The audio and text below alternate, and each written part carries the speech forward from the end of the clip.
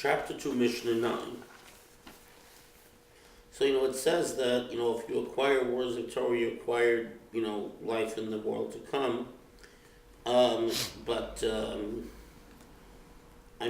also, it also says the more Torah, the more life. And it's interesting because really, we call Chayei Sarah the Parsha Chayei Sarah because the life of Sarah, it's about the death of Sarah, because the real influence of someone, the real impact of their life, you see after they die.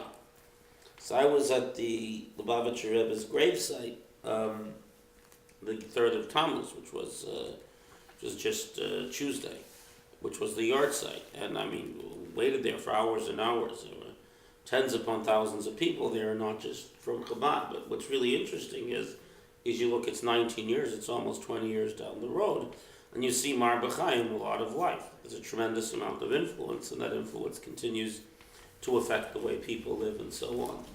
So that's just an interesting point that came to my mind as I was standing in this very long line. Rabbi Yochanan ben Zakkai, Mishnah 9, chapter 2. Rabbi Yochanan, the son of Zakkai, Kibel Hillel was Shammai.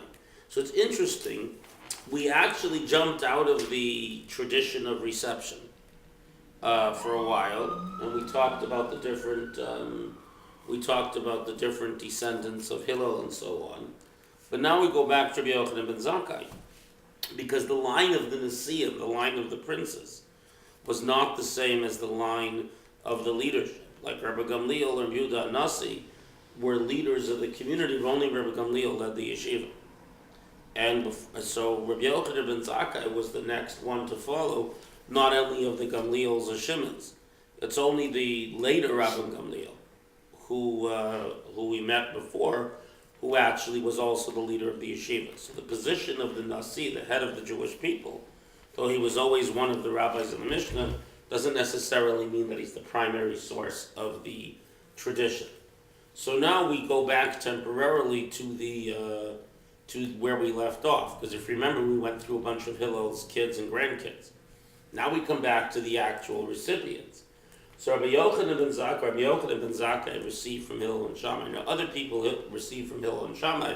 Rabbi Yochanan ben Zakkai is the one who survives, and he's the one who, as the famous story goes, acquired Yavna, got the Romans to spare Yavna, and really was able to reconstitute Judaism, which might not be the right word, after the destruction of the temple.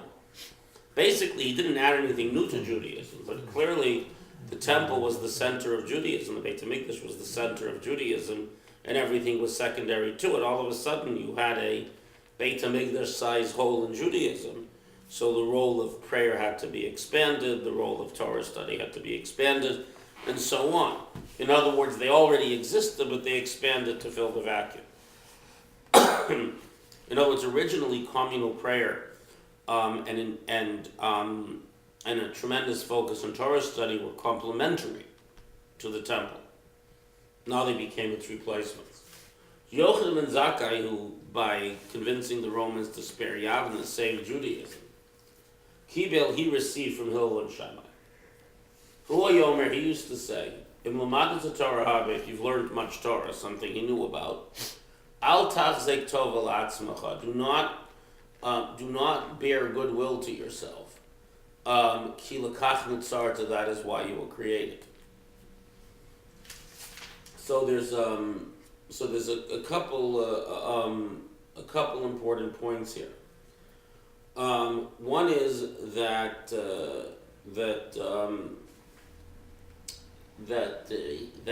when he says you've learned much Torah, don't. In other words, some people are good at studying Torah, but that doesn't make them special.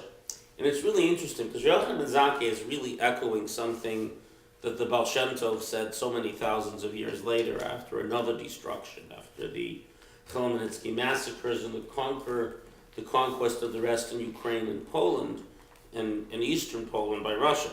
That's something which doesn't get a lot of press, but when the Russian Empire took over western Ukraine and eastern Poland, and as you know, ultimately the Austrians took the western part. But when that happened, that really, besides after the Chmielnicki massacres that had killed, maybe somewhere between 10 and 50% of the Jews in Poland at the time were not clear. The changes made. The people, the panim, the landowners who the Jews had these relationships with for hundreds of years are now replaced by others, who are loyal to the Russian crown or Russian aristocrats themselves. Much of the peasantry fled. The whole world changed for them.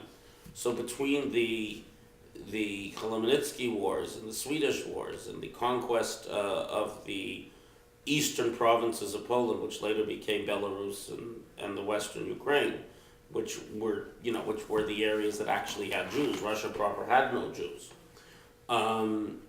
When these things happened, there was a tremendous upheaval and there was a tremendous amount of dislocation, and you had very few people who actually knew Torah. So there became this elitism where the people who were knowledgeable of the Torah were overwhelmed by the ignorance around them and sort of retreated into this, very elitist conceptual conclave. And the Baal Shem Tov came along and said, it's your job to teach, and you're no better. You just had more opportunity and maybe, more natural gifts. So really, as we always say, there's nothing new. Rabbi Yochanan ben Zakkai really says this. After the destruction, when there's so much ignorance, and we know about the Amei Arach, the ignoremai, from the Talmud, the Mishnah, the Talmud. Rabbi Zakkai says, wait, even if you know lots of Torah and you're one of the sages, don't get all excited about yourself, because that's why you were created. God gave you the gift. You had the opportunity. You're doing your duty no more. You're nothing special. And this, of course, was designed to prevent the knowledge of Torah from retreating into elitist fortress. So this is why he says this. So again, as I've pointed out throughout this series, that you have to really understand the history of the time to understand why he's saying what he's saying. It may be relevant to us, but you also have to understand the history. Chamisha Talmidim Hayu Rabbi Yochanan ben Zakkai. Now we come to a very, very famous set of commentary. There were 5 students Rabbi Yochanan ben Zakkai had. Ve'eluhem, and these are them: Rabbi Eliezer ben Hyrcanus, Rabbi Yeshua ben Chananiah, Rabbi Yosi HaKohen, Rabbi Shimon ben Natanel, and Rabbi Elazar ben Arach. Hu Yimon Shvachim. He used to count out their praises. Eliezer ben Hyrcanus bor sod she'eino ma'abed tipa. Eliezer ben Hyrcanus is a well-plastered cistern that doesn't lose anything. He was a tremendously knowledgeable and tremendous memory and retention. Because remember, the Torah was still oral at the time. Yeshua ben Chananiah Asher Yoladato. Yeshua ben Chananiah, praised is the one who gave birth to him. Which meant to say that he was not only a great scholar, he was very well loved by everyone. So he's the kind of person that people will go over to a mother and a grandmother or a father or a grandfather and say, your son is this wonderful person. So praised is the one. So he was as if it were the quintessential people person. Yosi HaKohen, chassid. He was a chassid, a righteous man, someone extremely careful in the midst, someone extraordinarily pious. Shimon ben Natanel was fearing of sin. He was extremely careful and scrupulous in his behavior and in how he taught, in that errors would not be made. For Elazar ben Arach, Elazar ben Arach was like a overpowering spring, which means to say he was constantly coming up with new ideas. If Rabbi Elazar ben Hyrcanus is the one who remembered everything, Elazar ben Arach was constantly coming up with new interpretations. Now, other than Yochanan ben Zakkai, we actually have very few statements in their name, because most of the statements come from the next generation. That's where you get a lot of the named debates in the Mishnah come from the very last 2 generations. In other words, Rabbi Yehuda Nasi and his people, Rabbi Shimon ben Yochai and so on, and the generation before. This is the third to the last generation of Chananiah. Rabbi Yochanan ben Zakkai's students were the ones who were Rabbi Yochanan ben Zakkai's students, because Rabbi Yochanan ben Zakkai was old in the year 70. and Rabbi Akiva was very old when he was killed in the year 137 or so. So that means that that the eldest of Rabbi Yochanan ben Zakkai's students were at the time of the Bar Kokhba war, and there was one generation after them, which is the generation of Rabbi Yehuda Nasi, maybe two. So at any rate, these are 3 generations back, and it's mostly the last 2 generations that are quoted by name, because that's when you had a lot of debates, and they're quoted by name in the Mishnah with the various debates. Though a lot of what we call the stama, in other words, the non-debated parts of the Mishnah, are clearly drawn from these students. So unfortunately, we only have very few examples that the Talmud records from Braita, from material from the rabbis of the Mishnah that isn't in the Mishnah, where we get to hear their genius. Or we have Rabbi Yochanan's, the quote Rabbi Yochanan's name. So we know that many original interpretations, which had to be made at the time, either because they were forgotten or because new situations emerged, were a product of Rabbi Elazar ben Arach. Now, why is he telling you their praises? He had many students, but these 5 students expressed qualities that he wanted to teach to the subsequent generations. Honesty to the tradition, the ability to come to new understandings of the tradition in order to keep the Torah unchanging yet relevant to the times. And in between, you need to be good with people. It's good to create a culture of scrupulousness, which means to say a culture of chassidut, where people go beyond where they need to, where Judaism is a matter of enthusiasm rather than one of a burden, that the religion not be a burden. And last of all, to create situations in which it's to be fearful of sin means you create situations which are to do what's wrong, where you build fences to the Torah, and you behave in a way that puts you beyond temptation, not above, but beyond temptation and beyond suspicion. So these 5, really, if you think about it, you have to preserve on one end you have to preserve the interpretation. The other hand, you have to make new interpretations. In between, you have to be able to work with the people. You have to be able to to have examples of great piety, and and enthusiasm and love for Judaism. And then you have to create a Judaism. This is the fear of sin thing, where it's as if it were simple enough that everyone can do what's right and avoid sinning. So this is why these 5 are important, because if you're rebuilding Judaism, you need these 5 qualities. He's not simply praising them. He's telling you which qualities are needed at any time if you want to effectively lead the Jewish people.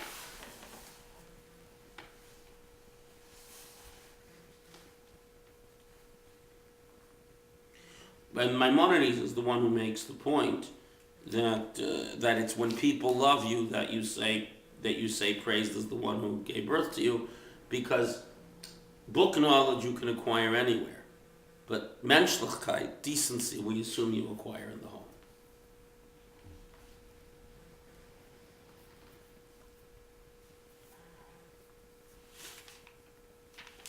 So now he goes on to describe their greatness. He used to say, if all the sages of Israel were in one pan of a scale, and Eliezer ben Hyrcanus b'kaf shniya was in the second pan, machrias kulam, he would outweigh all of them. Why? Because he had the most comprehensive knowledge. Abba Shol said in the name of Rabbi Yochanan ben Zakkai that im haya kol chachmei Yisrael b'kaf maznayim, if all the sages of Israel were in a scale balance, and Elazar ben Hyrcanus is with them too, Elazar ben Arach on the second, he would outweigh all of them. Now,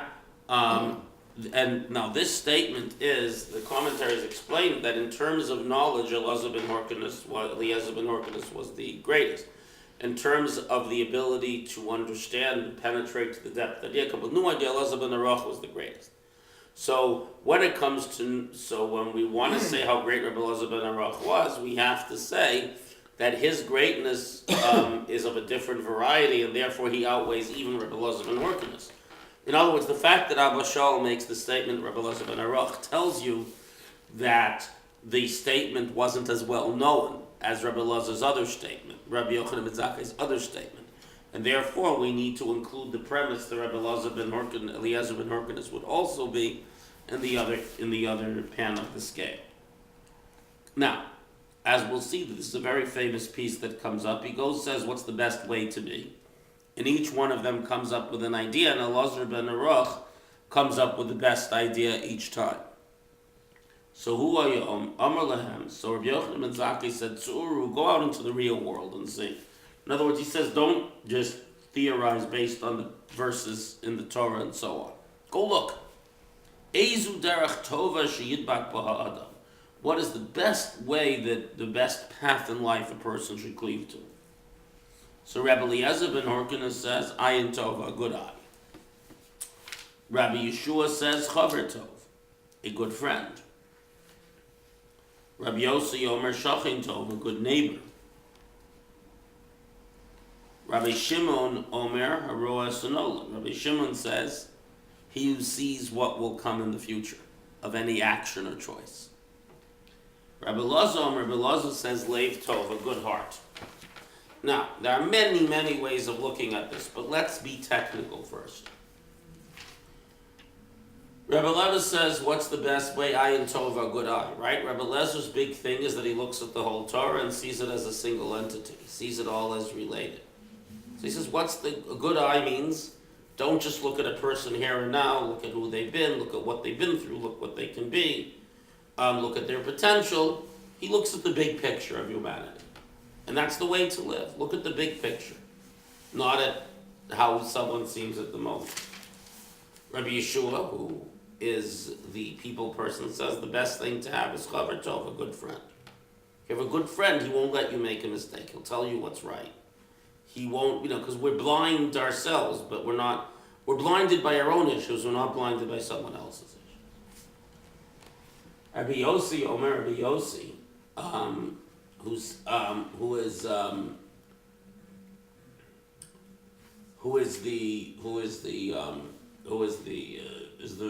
the righteous one. Rabbi Yosi says a good neighbor. In other words, not necessarily a good friend, but a good neighbor. In other words, someone who doesn't prevent you, but indeed allows you, creates an atmosphere where you can rise in holiness. This isn't so much about getting good advice, it's about being in an atmosphere where you can keep growing. Rabbi Shimon says, he sees the future. He's the God-fearing guy, he's the sin-fearing guy, he's the one who understands the implications of getting into this or that situation. So he says, my big deal is, look to the future. And you won't get into trouble if you understand the implications of what you're getting yourself involved with. Rabbi Elazar says, Leiv Tov. He says, a good heart. Now, he's the sharp one. The heart, which is to say the character, is the basis of everything.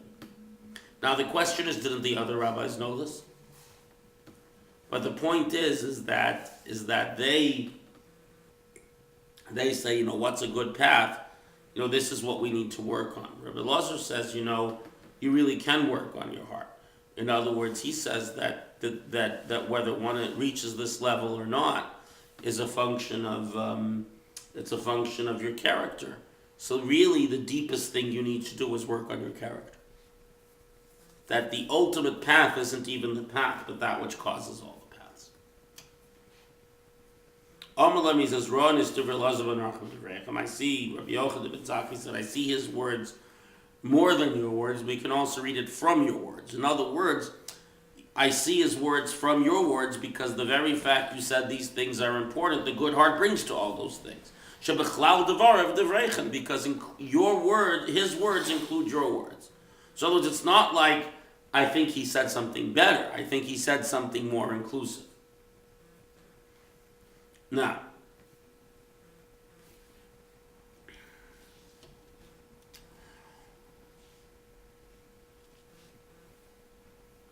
So what does this mean? What does this mean to have a good heart? What is this character of a good heart that drives, as if it were, that creates all the other ones? Excuse me.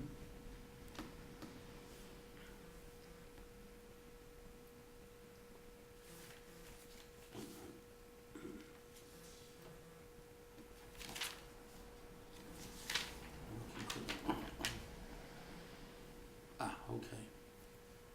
The Rambam is something very interesting. Just want to read it to you.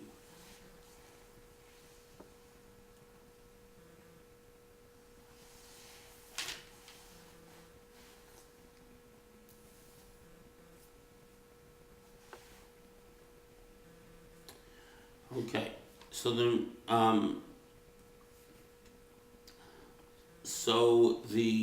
Rambam explains that intellect is not subject to virtue. This is in the introduction to Pirke Avot, the famous 8 chapters. Intellect is not subject to virtue. An idea is right or wrong. It's not good or bad, just or unjust, holy or unholy. If it works, it works. It might be true that I don't know that certain people. I know that a certain group of people or people with certain physical characteristics live longer than others. That's not discriminatory, unfair to the other people. It's just what the research tells us. So the Rambam says, math problems are not virtuous or unvirtuous. They're either correct or incorrect. On the other hand, Maimonides says the functioning of the body is also not a question of virtue. In other words, you might choose what you eat or don't, but there's no virtuous digestion, or a holy blood flow, or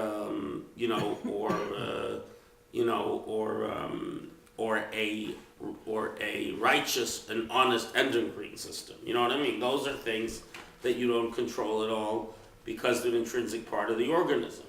So what lies in between? What lies in between is the voluntary action that human beings take that are not necessary. When I say necessary actions, the Rambam says is if someone throws something at you, you'll put up your hand to stop it. But when we say so, basically voluntary actions and the feelings that drive them are what we do control. And that there is virtuous and unvirtuous. An idea is not virtuous or not. But if, for example, greed is an act of non-virtue. Generosity within reason is a virtue. The idea of recognizing authority, that's a virtue within limits and so on.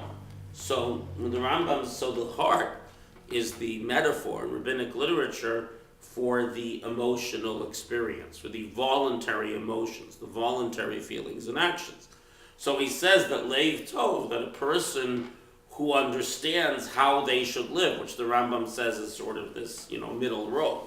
A person who understands how they should live, how they should respond to anger, and how they should respond to provokedness, and how they should deal with their feelings about money, and how you should deal with honesty, and how you should educate your children, and how one relates to good and bad things that happen to you via God, and how one prays.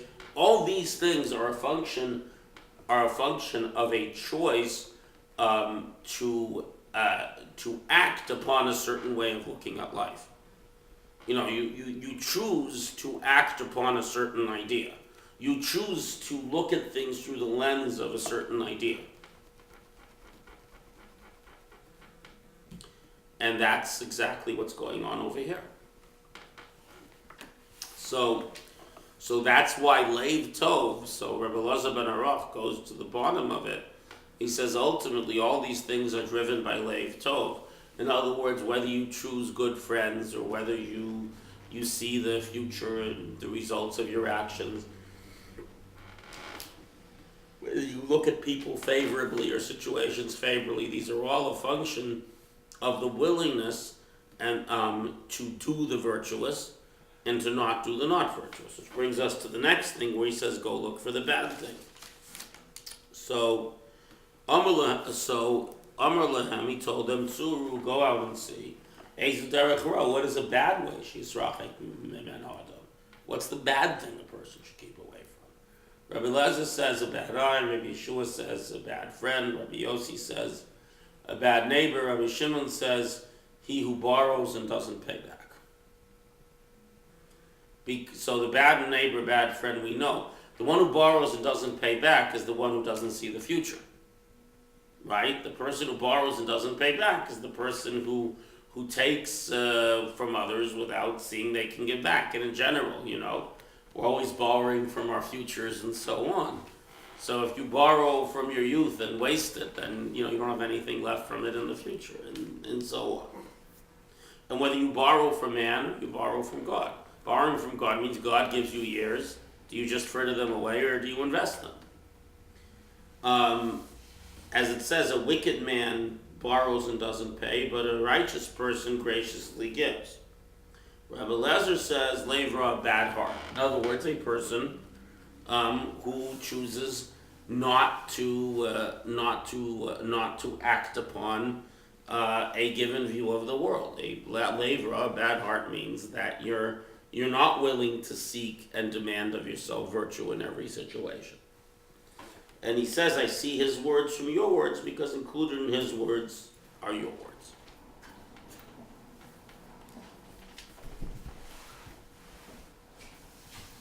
It's about time. Now, each of these five students had three favorite sayings. So Heiman Shlosha Devarim, they said three things. Rabbi Eliezer said, let your friend's honor be as valuable to you as your own. In other words, the same way that we need a modicum of respect to function, make sure that you understand the other person needs the same respect.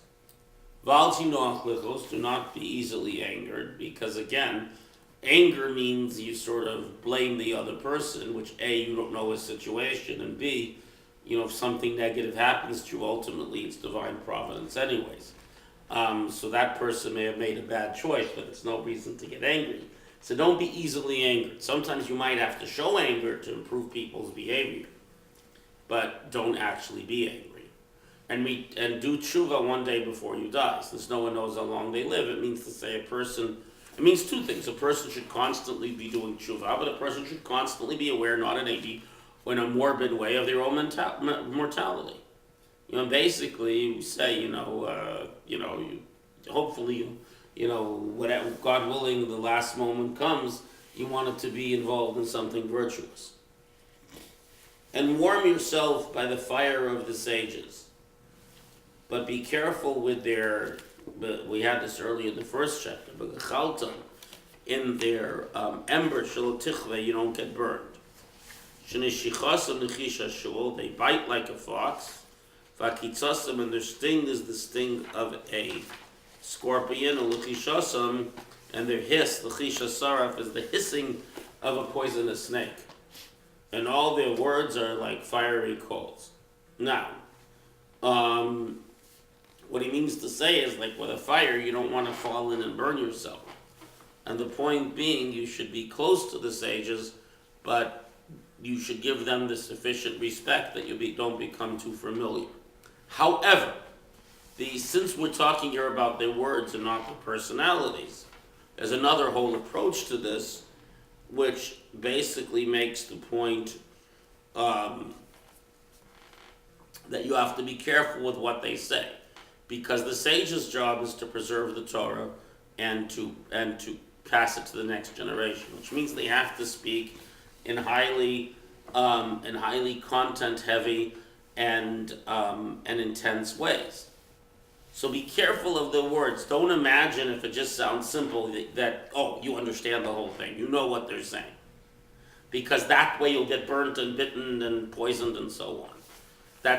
In other words, respect them, it's not disconnected. It means to say respect them enough to understand that their words, however simple, demand study and work and unpacking and so on and so forth. And the point being that that it's their job to give the whole thing over in a way that it's preserved. It's your job to understand how it relates to your life.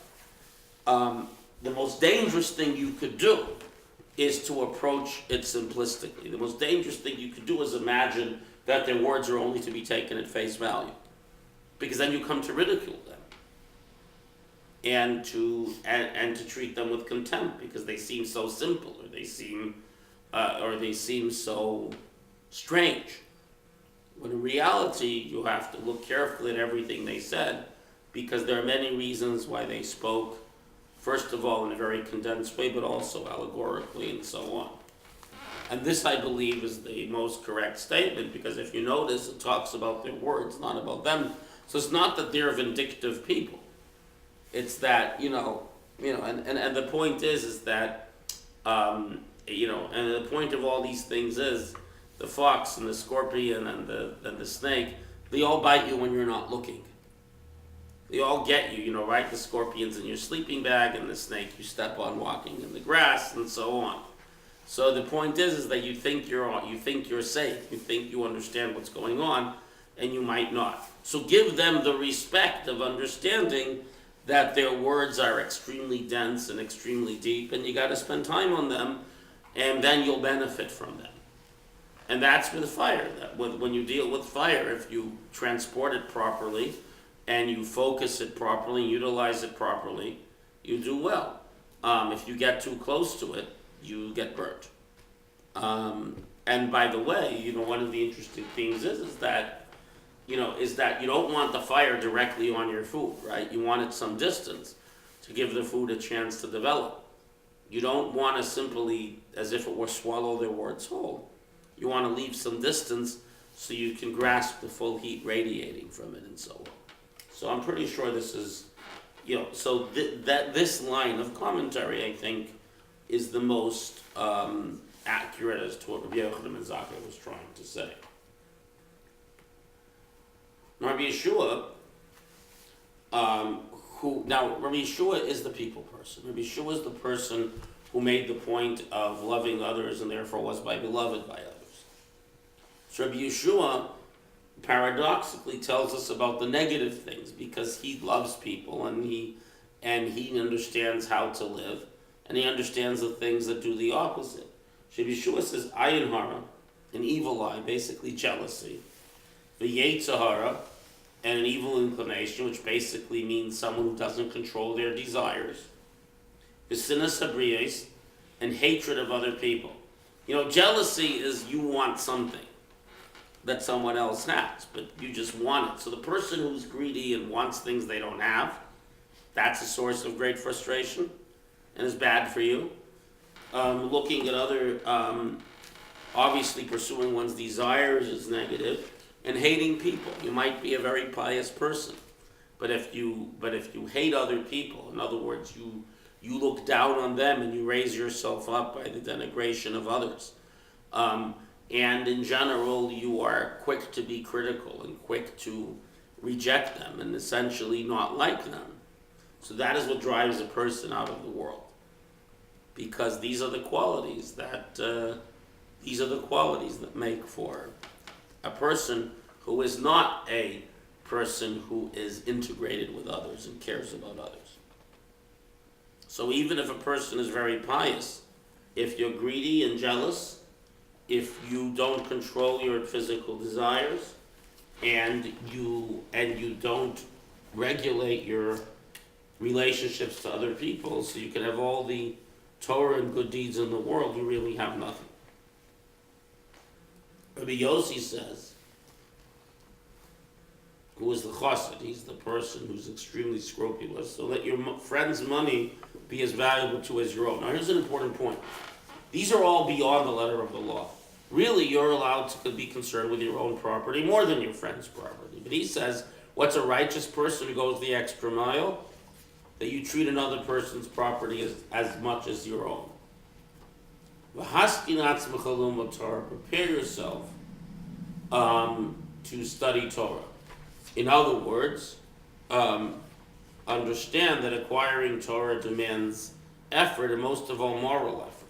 Because if you're not going to be a person devoted to the good and to the true, you're going to make mistakes or perhaps even let your ego involved in studying Torah. So prepare yourself by becoming a good person with good character traits and very little ego and anger.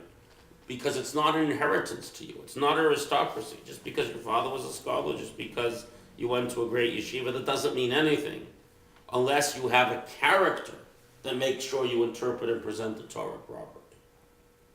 And last of all, v'chol ma'asecha yeh l'shem shamayim. Let all your deeds be for the sake of heaven, which means that that whatever you have to do, even if sometimes you have to be harsh, let it be for the sake of heaven. And also, he being a chassid, he's always going the extra mile. He says it's not enough just to serve God when you're praying or doing mitzvah studying Torah. You should be able to see your relationship to God, as the Rambam says, when you sleep or you eat or you walk, you understand that you're doing this to be able to properly serve God, do the mitzvahs and study Torah. And the same with business and everything else. So that's the idea. Let all your deeds be for the sake of heaven. This is being serving Hashem in all that you do. And that's the chassid. That not only do you do what you're supposed to, you go beyond and seek the divine in the everyday. Rabbi Shimon says, and Rabbi Shimon is the one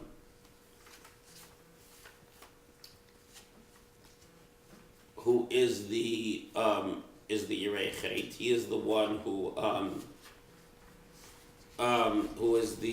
is fearing of sin. In other words, so he's thinking about how do you keep away from problems? How do you keep from getting into bad places? Rabbi Shimon says, be careful reading Shema in prayer, because the Shema is about the oneness of God, and the tzitzis is about keeping away from temptation. And in prayer, if you truly realize that God is the source of everything you have in life, which we acknowledge in the Shemona Esrei, then you won't come to go against God, because you understand that God is the author of everything you need. And when you pray, don't make your prayer as a fixed burden, something that I have to get over with.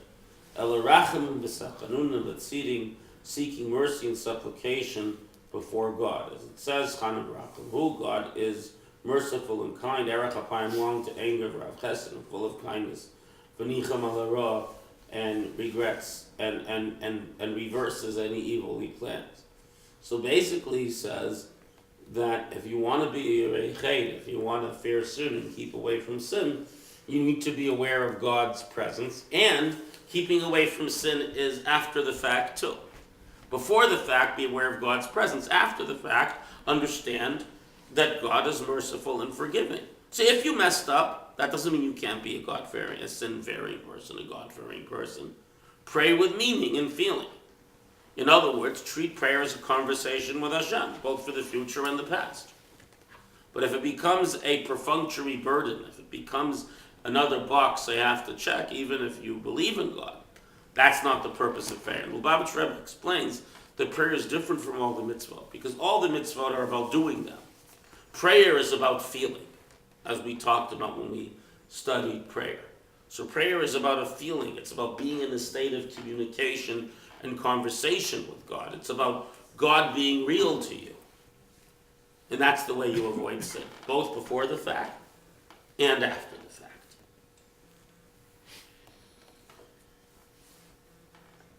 And even though, now it's important, Rabbi Shimon says this, so a person who is afraid of sin might be constantly hard on themselves. He says, Al tirasha b'fnei atzmecha. Don't be wicked in your own eyes. The question is, maybe, what if you did something wicked? So the Alter Rebbe, the Balatanya, explains that, look, that if you sinned, if you didn't sin, good. So no reason to be wicked in your eyes. If you did sin, do tshuva, repent. But being wicked in your eyes, so the Alter Rebbe has this beautiful idea. He says that that if a person, since God says that if you sincerely repent, you say it and you mean it, God forgives you, and that's why you say a blessing with God's name. He was merciful and much and forgives much. If you don't believe that, if you still doubt, then you're doubting God, then you're doubting the Torah. So therefore, it's true you should be fearing of sin, but don't for a moment imagine that your forgiveness isn't accepted. So don't be wicked in your own eyes. If you didn't do anything wrong, don't be harder on yourself than you have to be. If you did something wrong, so do tshuva and you're fine. But once you did tshuva, don't go around thinking, well, I'm still evil, maybe God didn't forgive me, because that's a lack of belief. So being afraid of sin means avoiding sin either before or after the fact. But it doesn't mean imagining that you're somehow irredeemable.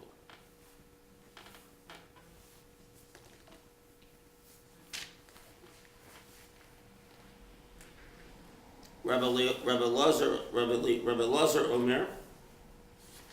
Elazar says, Mishnah 16, and he's the last one. He's the one who is the innovator. Havishakad lulmei Torah. Be extremely assiduous in the study of Torah, because there's no such thing as knowing it. If all you want is to catalog knowledge, well, you catalog that you have it. But since there's always new ideas and new things and new interpretations and new situations and new issues to deal with and so on, so be assiduous in learning Torah, because you're going to miss something new that you really need.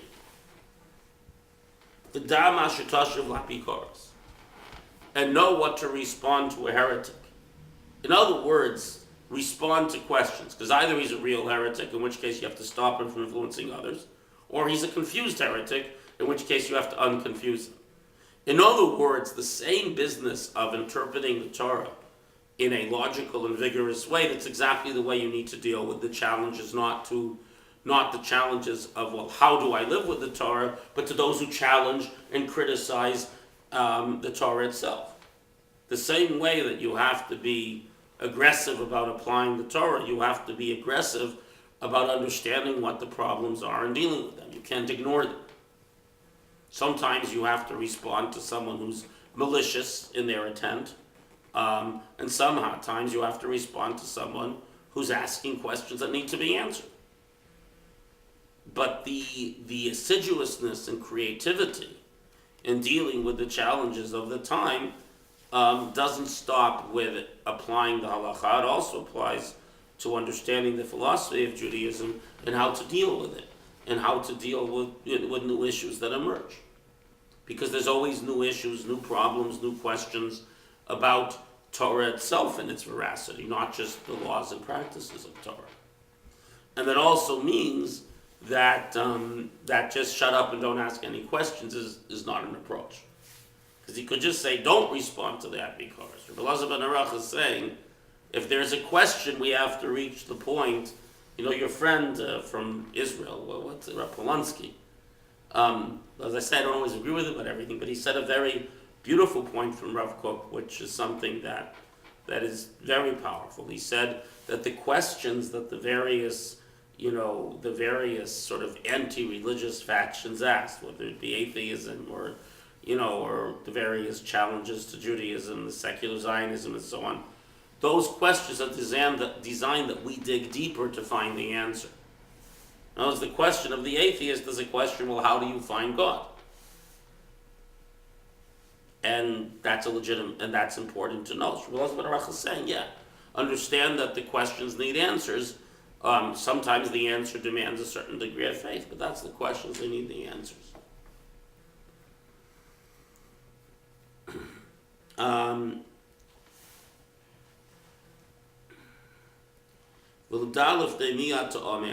if you'll say, why do I need all this incredible work? Let me just relax a bit and read some canned do's and don'ts and leave it alone.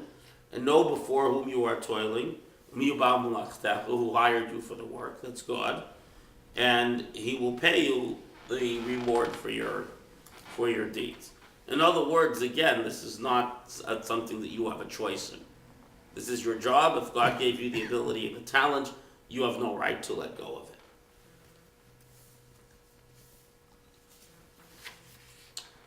time you have? 10 of 10. Okay, so let's stop here with Mishnah Yud Zayin, because now we're going to begin with